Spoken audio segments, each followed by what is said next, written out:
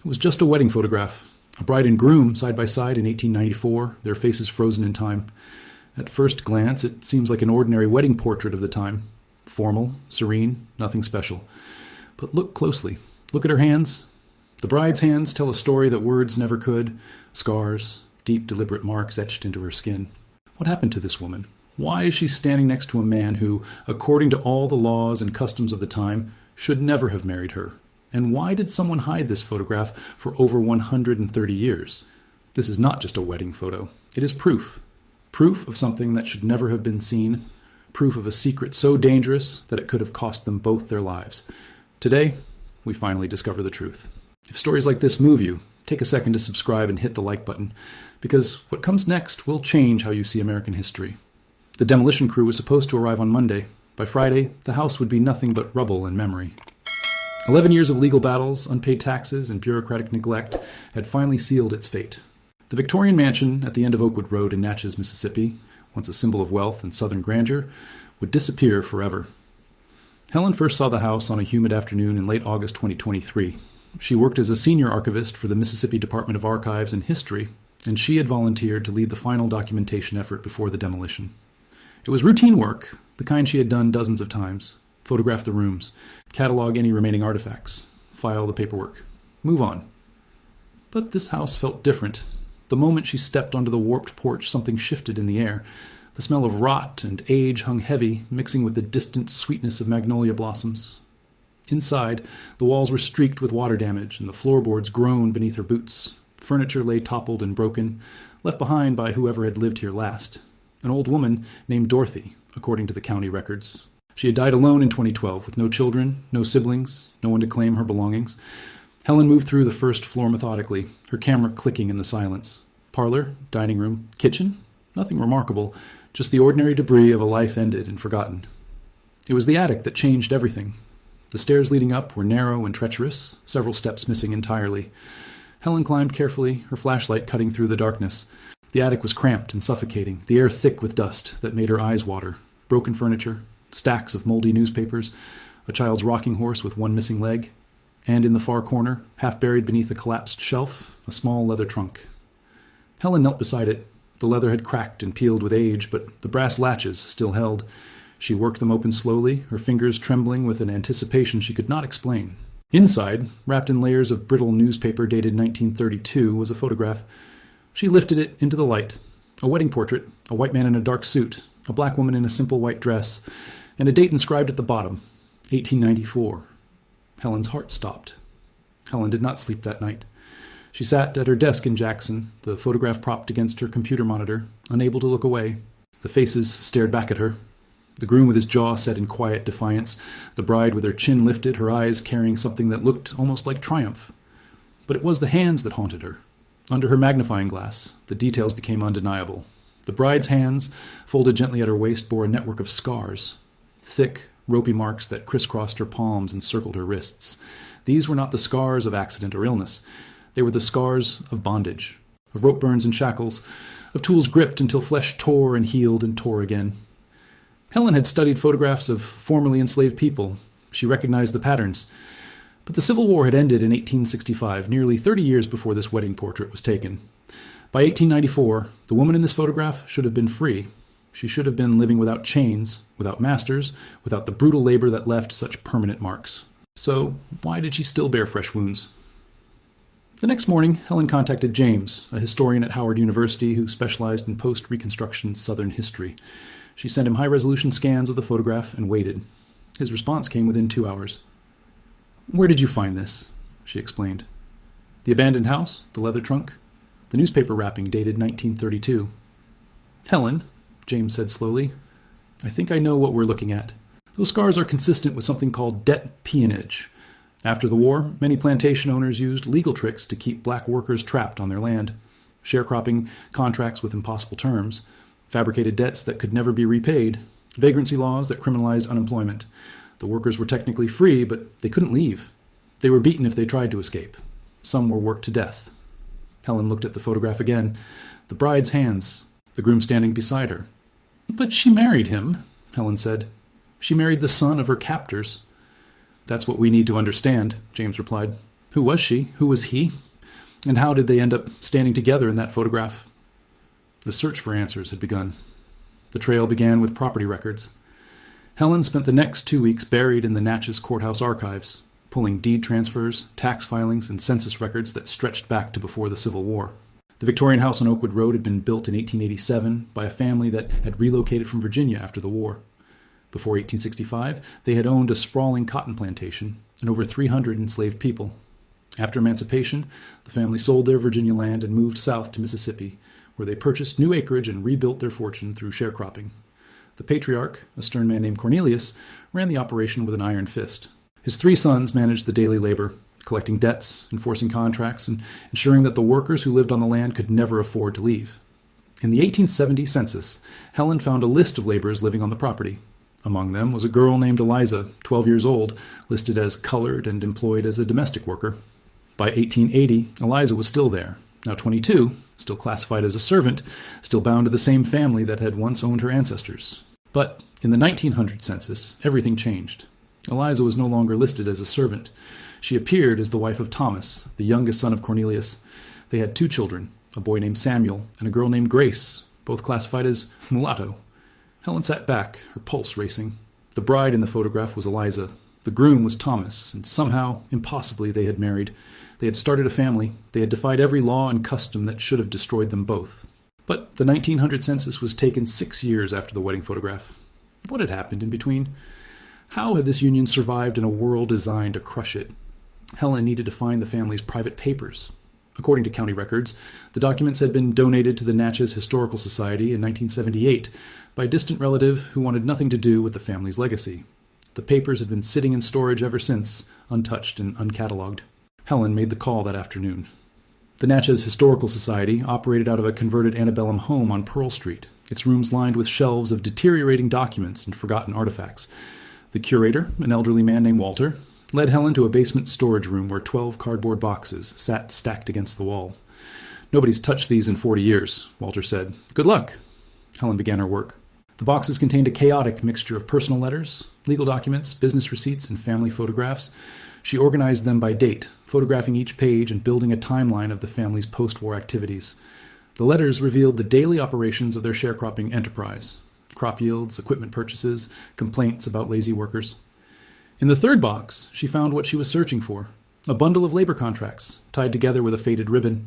The contracts were printed forms with handwritten entries: names, dates, terms of employment. Each one followed the same pattern. A worker would sign an agreement to labor on the family's land in exchange for housing, food, and a share of the harvest. But the fine print told a different story. The workers were charged for their tools, their lodging, their food, even the seeds they planted. Interest accumulated monthly. If they failed to meet production quotas, penalties were added. If they tried to leave before paying their debts, they could be arrested for breach of contract and imprisoned. It was slavery in everything but name. Among the contracts, Helen found Eliza's. Dated 1867, when she was just 9 years old, the document listed her as the property of the estate, not as an enslaved person, since slavery was now illegal, but as a debtor. Her mother had died the year before, still owing money to the family. Eliza had inherited the debt. She was bound to the land until it was paid. Helen did the math. Based on the interest rates and penalties listed in the contract, Eliza's debt would have taken over 100 years to repay. She had been born into freedom and sentenced to a lifetime of bondage. Thomas was different from his brothers. The letters in the archive painted a clear picture of the family dynamics. The 2 older sons, William and Robert, were devoted to their father's vision. They managed the laborers with cruelty and efficiency, extracting maximum profit while keeping the workers trapped in cycles of debt. They wrote casually about beatings, about punishments, about workers who had tried to escape and been dragged back in chains. Thomas, however, rarely appeared in the business correspondence. When he did, his tone was detached, almost reluctant. He seemed to have little interest in the family enterprise. Then Helen found a letter dated March 1891. It was addressed to a law firm in New Orleans, written in Thomas's handwriting. The subject was debt contracts and the legal mechanisms for releasing workers from their obligations. "I am seeking clarification," Thomas wrote, "on whether a debt holder may unilaterally forgive a debt without the consent of other family members who share ownership of the contract.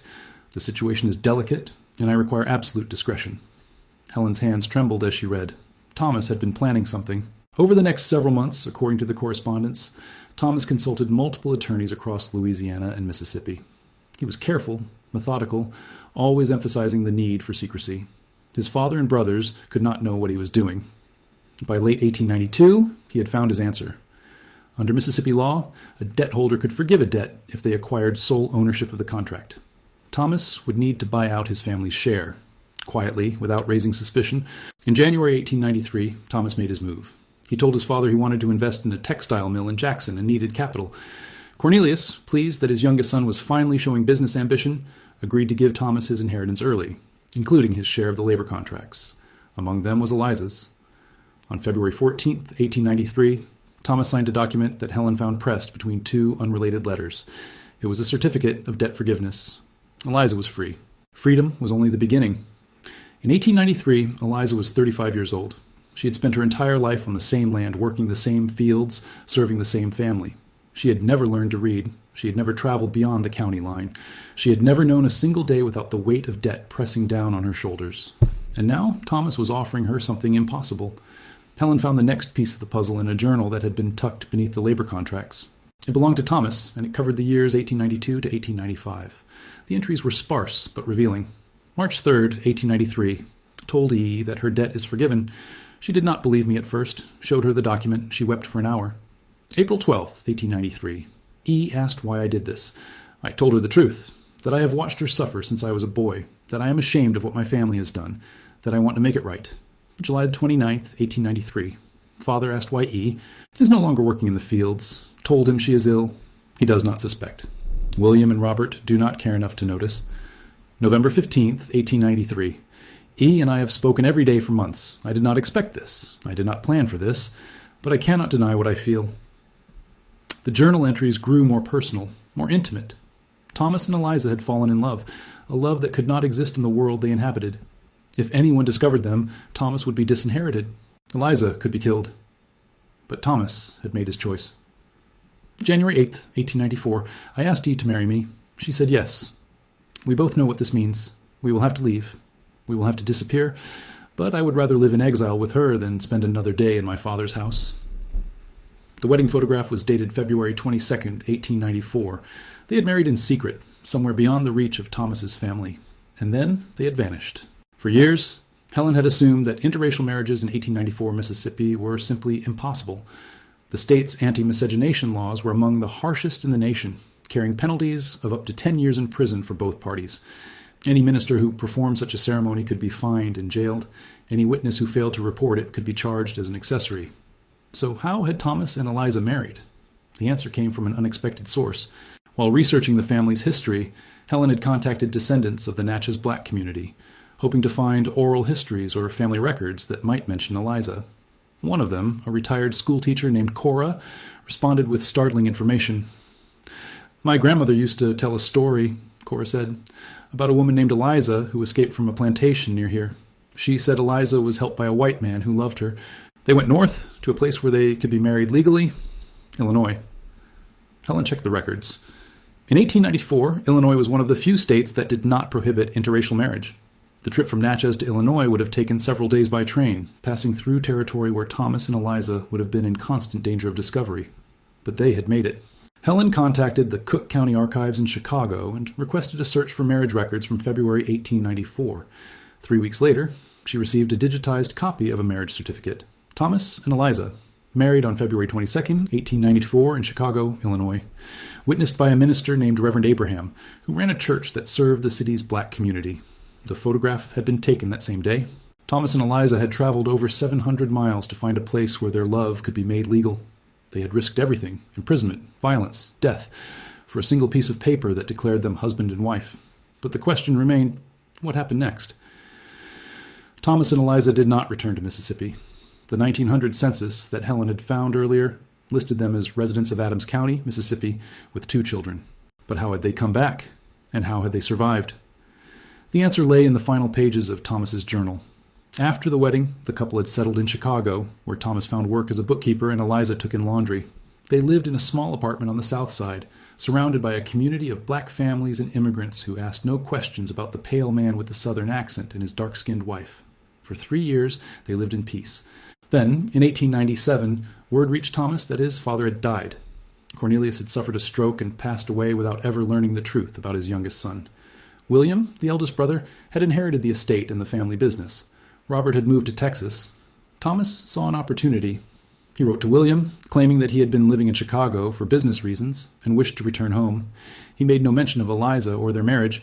William, who had never been close to Thomas, agreed to sell him a small parcel of land on the outskirts of the old family property, the same Victorian house where Helen would find the photograph over a century later. Thomas and Eliza moved back to Mississippi in 1898. It was a calculated risk. They lived quietly, avoiding contact with Thomas's remaining family. The local black community accepted Eliza as one of their own. The white community assumed Thomas was a reclusive bachelor with unusual household arrangements.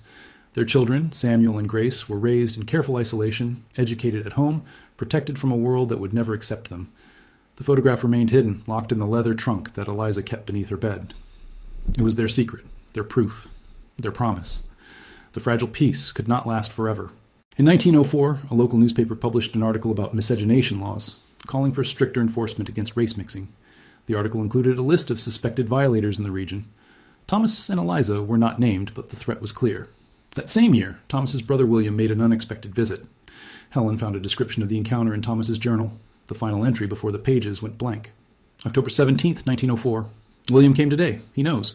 Someone told him about Eliza, about the children. He stood on my porch and called me a disgrace to our family's name. He said I had 48 hours to send Eliza and the children away, or he would report us to the sheriff. Thomas did not comply. Instead, he gathered every document that proved his family's crimes. The labor contracts, the debt records, the evidence of beatings and illegal imprisonment. He wrote a letter to a sympathetic newspaper editor in New Orleans, detailing the system of debt peonage that had kept hundreds of black workers enslaved for decades after emancipation. He sent the letter on October 19th, 1904. The response was immediate. Federal investigators, who had been quietly building cases against debt peonage operations across the South, descended on Adams County. William was arrested. The family's remaining properties were seized. The workers who had been trapped on the land for generations were finally truly free. Thomas was never charged. His cooperation with the investigation protected him and his family from prosecution, but the price was high. He was shunned by white society, his name erased from local histories, his contributions to the investigation buried and forgotten. He did not care. In his final letter to the New Orleans editor, Thomas wrote, "I have spent my life trying to repair what my family destroyed. I do not expect forgiveness. I only hope that my children will live in a world where love is not a crime." Helen finished her research in the spring of 2024. She had spent 8 months tracing the lives of Thomas and Eliza, piecing together fragments of their story from archives, census records, journals, and oral histories. What emerged was a portrait of extraordinary courage. Two people who had defied the most brutal systems of oppression their society could devise, armed with nothing but love and determination. Thomas died in 1923 at the age of 67. Eliza lived another 12 years, passing away in 1935. They were buried side by side in a small cemetery outside Natchez, their graves unmarked except for 2 simple stones bearing their first names. Their children, Samuel and Grace, grew up to lead quiet lives. Samuel became a carpenter. Grace worked as a seamstress. Neither ever married. Neither ever spoke publicly about their parents' story. The photograph remained in the leather trunk, passed down through generations until it reached Dorothy, Thomas and Eliza's great-granddaughter, who kept it hidden until her death.